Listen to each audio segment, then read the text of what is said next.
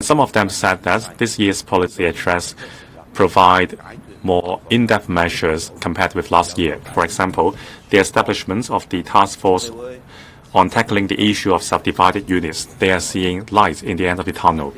We will continue to explain the contents of the policy address.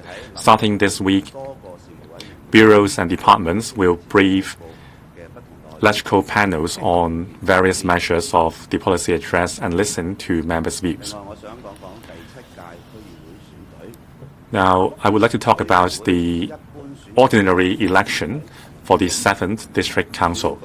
The nomination period ended yesterday. The REO has received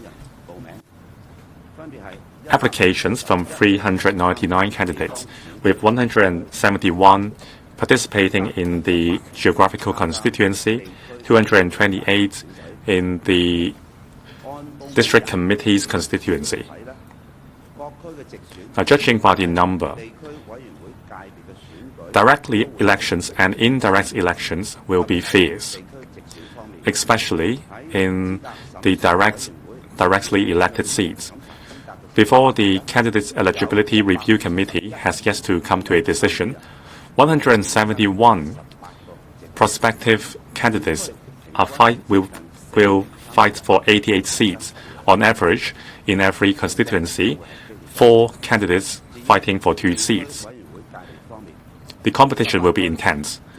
In terms of the district committee seats, in the 18 districts, there are 176 seats to be competed by 228 candidates. Under the nomination system, candidates from various backgrounds have to get nominations to enter the race. The 3 committees have the responsibility as nominator to judge whether the candidates are capable people who have an affection for Hong Kong and love the country, and that they are indeed sincere and capable in serving the community and the people. Concerning the background of the candidates, they come from a wide background. There are those who have been nurturing the ties and serving the community for a long time. There are also young people who have passion. There are professionals, including doctors, lawyers, surveyors, engineers, teachers, and registered social workers. It shows that after the enhanced electoral system, district council members will be formed by a diversified talent group so that they can consider the views of various stakeholders in the community to serve the people better. The nomination period has closed. The government and the REO will be burdened with a lot of work. These include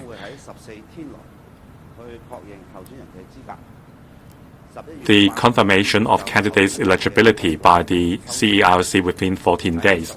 On the 8th of November, we will draw lots on the order of candidates.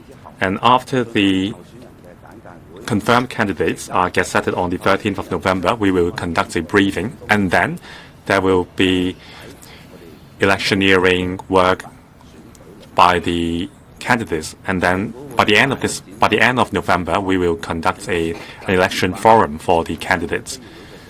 Now, we will make sure that the candidates understand the functions of the new and enhanced district councils, and then we will conduct the vote on the 10th of December. At 3 p.m. today, we will conduct a seminar on enhancing district governance and create a better community. People from all walks of life, and also representatives from patriotic groups and think tanks were invited to this seminar. The seminar will be broadcast online so that everyone in Hong Kong can understand the new electoral system better. Now, we have returned the District Council's positioning to the original intent specified in the Basic Law, that is, to advise the government on local affairs. And we have fully implemented the principle of patriots administering Hong Kong. This is the last mile of our efforts. The new district councils will be more diversified with better professionality and comprise with more experts. The quality will be higher than before. I urge everyone to come out to vote on the 10th of December to build a better community. Now on the Asia Para Games. Now the fourth Asia Para Games in Hangzhou was closed on Thursday. It was a huge success. After the Hangzhou Asian Games, our athletes have performed extraordinarily in the Asian Para Games.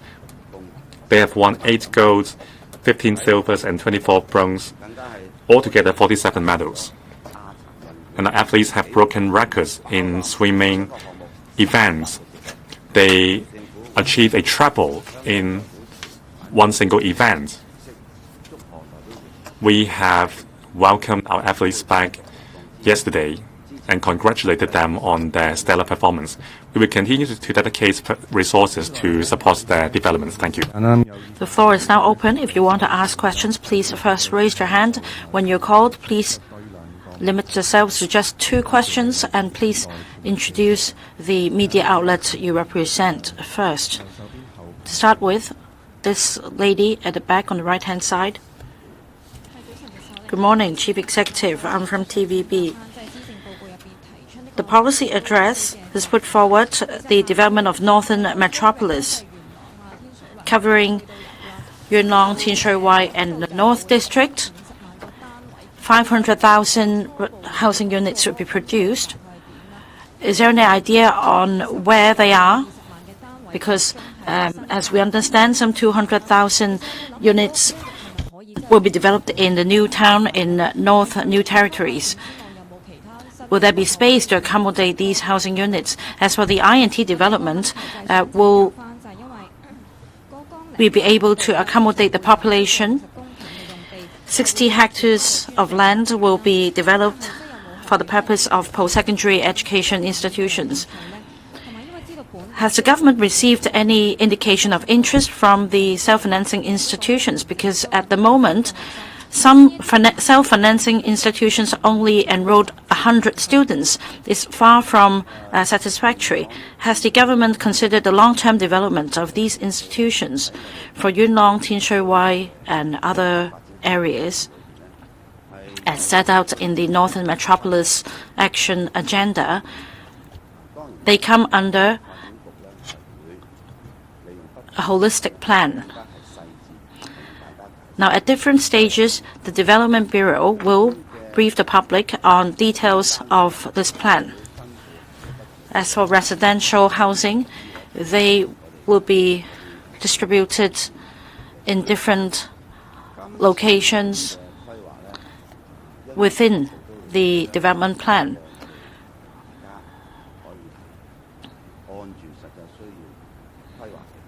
The Northern Metropolis is a plan based on the development needs in terms of the overall layout and supporting facilities. We will make sure that people's livelihood will be improved. We welcome views, and we will seriously consider them so as to improve housing and the overall environment. But let me stress that for the Northern Metropolis, our goal is to make it livable as well as a place to support industry developments. This is a comprehensive plan. For residents in Northern Metropolis, they should be able to take up employment within the same area. So we'll take an industry-oriented approach so that the commuting time may be shortened for work, for other activities. We will make the whole place more convenient for the residents living there. As for new jobs, our goal is to provide high value-adding jobs so that people can see a rise in their income because of the high value-added industries. Land is reserved in the northern metropolis for the development of universities or post-secondary institutions. We've made it clear that this is our way forward. In fact, our proposal is welcomed by the education sector. We have been in discussion with certain parties. Once the details are ready, they will be announced. So overall, we have received a positive response. Our goal is to develop Hong Kong into an international hub for post-secondary education. We envisage an increase in the admission of students. This will help improve the quality of education. With more resources available, improvements will be made. Meanwhile, with international students around, local students will also be able to broaden their horizons as they learn more about the diverse cultural backgrounds of international students. And this way, local students will also have a global perspective with good networking. As for education sector, we're going to devote more resources to improve, teacher quality and other areas. Next question. This one on the right-hand side. Chief Executive, no opposition groups back nominations for the district council election, while some small parties led by pro-establishment figures like Michael Tin could not file candidates to the election as well. So do you think the revamped system also prevent patriots out of the system? And can the district councils be diversified, as you said, in terms of political spectrum? The second question is, a Chinese university scholar whose academic work include a June 4th movement has been denied visa and got fired. What do you think could be the possible reasons, and does that counter Hong Kong's plan to snatch global talents? Thank you. First of all, the improved district council election system, we have to ensure, first of all, this system, all the procedures and the rules governing the election apply equally to everybody. So all these rules and principles and procedures are made very open, fair, and we explained all these matters every now and then clearly. And if anybody wants to take part in the election, then of course he has to satisfy a few requirements as laid down in this improved election system. And they include, first of all, he must be a patriot, he must support the basic law and bear allegiance to the Hong Kong Special Administrative Region, and he has also to obtain sufficient nomination votes. And those who are given this right to give the nomination, they have also to ensure that those who has been seeking their nomination will satisfy the conditions I have just mentioned, and also in exercising this duty, the person, in consideration whether to give the nomination, has also to convince himself that the person who is seeking his nomination is a competent person and also will be able to discharge his duty as a district councillor effectively and faithfully and satisfies his basic expectation. So that applies to anybody, whatever backgrounds, whether he belongs to any political party or not. I think that is most important because the system has to be fair and applies to everybody in the same way. I think that is the most important principle for all election to be considered, because fair and equal application are most important. A candidate will have to respect the decisions of the person who he seeks the nomination from. And then that is the basic attitude. Whenever we want to convince other people that we are a right person to discharge this public duty, then it is up to him to convince people. And it is also the right attitude to recognize that in order to convince the other person, then you have to respect his decision as well, and it is up to you to ensure that you can convince the person you want to convince. I think that is the very basic concept and principle and attitude of any person who wants to seek people's nomination or even eventually their votes.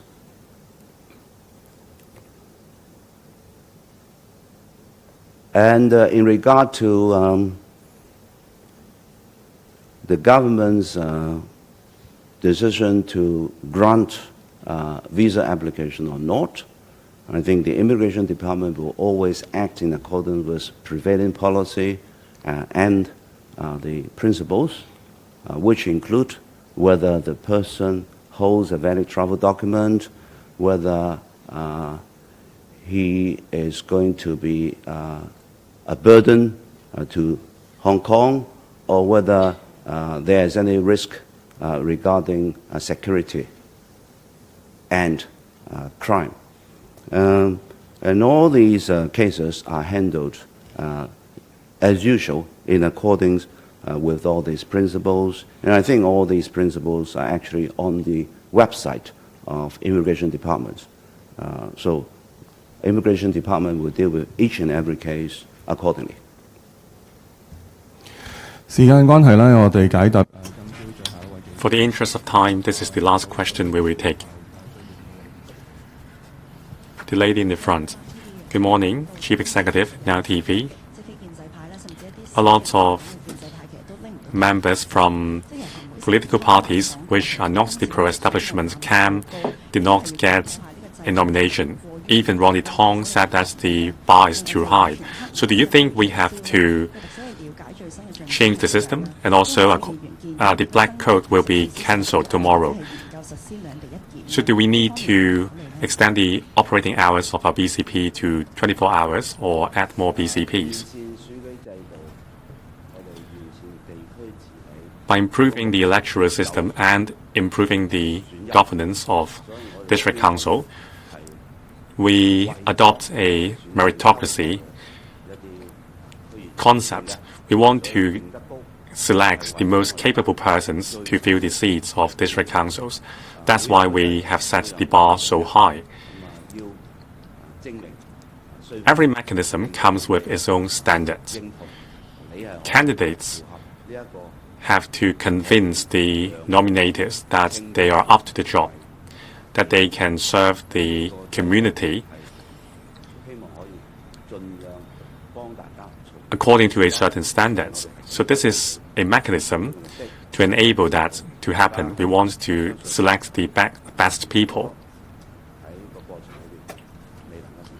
Now, if a candidate fails to get a nomination, what they should do is to continuously improve themselves. So in the next election, they can convince the voters and the nominators that they can do an exemplary job to serve the community. That's how we can enhance the overall standard of district councillors. Now, on the health declaration requirements imposed by the mainland authority, we have been canvassing views on how we run our border control points. Any measures which can facilitate travelers' control and facilitate the arrangements at BCPs will be welcomed. Announcements will be made in due course concerning that. On streamlining the procedures at the BCPs, we continuously listen to views. When we have come up with any enhancement measures, there will be announcements in due course. Thank you. That's the end of the press conference.